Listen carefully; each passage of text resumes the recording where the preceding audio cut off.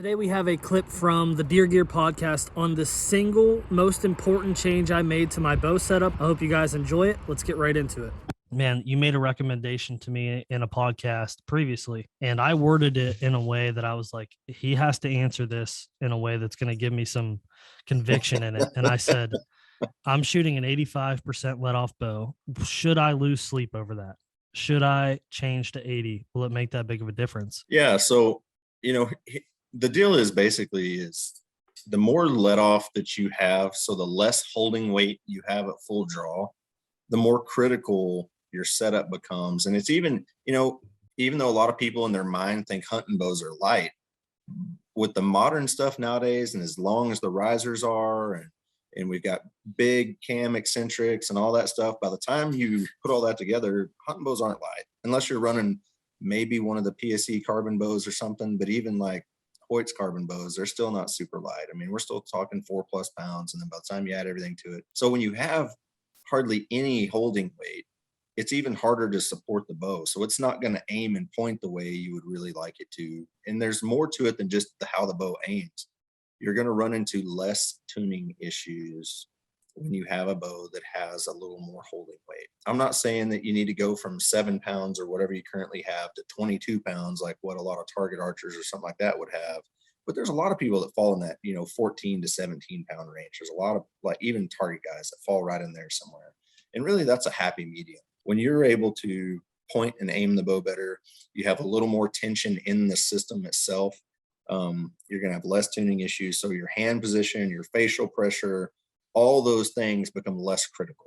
So now you have a bow that's going to point better, and it's going to tune easier. It's going to fly broadheads better. Everything about the system, how it puts energy into the arrow, all of that is going to be benefited by having less let off.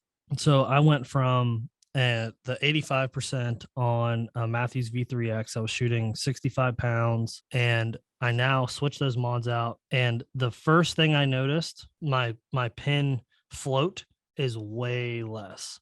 I'm so much more steady with my front arm than I was ever before. And I had that same phenomenon with my Triax, because my Triax was an 80% bow. And with my V3X, I took the stabilizer off and everything. So I had no weight on the bow. And it was just, like you said, it was light. It was sort of light, but it almost made it float more because I could maneuver it and move it around.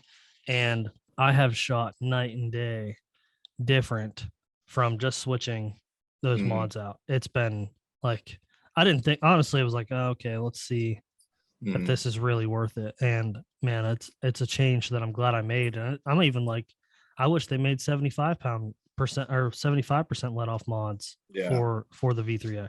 So a quick story. I had a customer come in yesterday, and we've done some work on his bow. He's shooting a V331.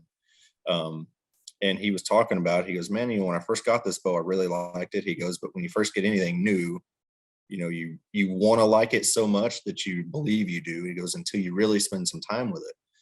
And he goes, what do you think about the bows? I said, they're phenomenal. I said, you get it set up right, it's a great bow, and he goes, I know. He goes, but man, I've got like a 10-year-old Hoyt. And he goes, I just feel like I shoot it better. I said, well, bring it here. And he brought it in. We had them both next to each other, and I drew the one back, and I showed him the scale basically. And then we put the other one on the draw board, drew it back, and I showed him the scale. And he's like, well, what am I looking at? I said, I want you to look at your holding weight number. So what this thing is holding at full draw.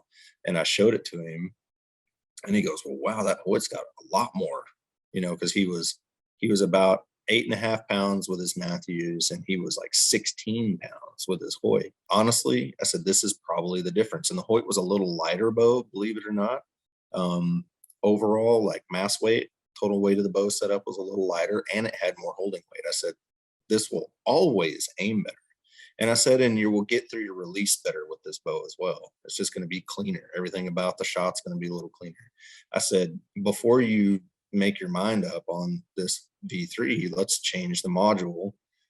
Go to the 80% mod. I'll build you a string set for it. I'll change the finish diameter a little bit. We'll get your holding weight up a little. So now he's got a 75 pound V3 instead of the 70, and he went to the 80% mod. He's got like 17 and a half pounds of holding weight, and it absolutely jams now.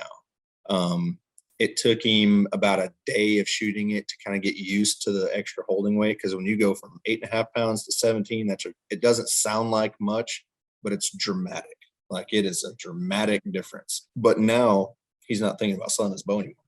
He's rocking the bow, and he's because he was getting ready to punt it and just shoot his 10-year-old bow.